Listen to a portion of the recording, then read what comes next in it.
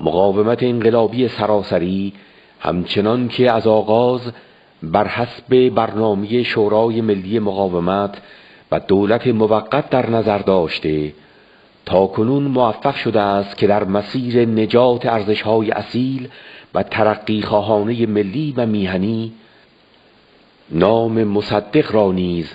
از دست برد فرصت طلبی و وابستگی گرایی مبتذل در امان نگه دارد و تا آنجا که میتواند اجازه ندهد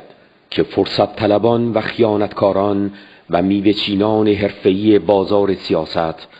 نام پیشوای مبارزات ضد استعماری مردم ایران را بیالایند و از آن سوء استفاده کنند،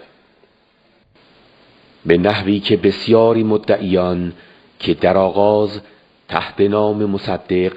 دکان فرصت طلبی گشوده بودند، در جریان تعمیق مرزهای جنبش و ضد جنبش چهره‌های واقعی خود را برملا کرده و به انواع مختلف بروز دادند که ما بین جنبش و ضد جنبش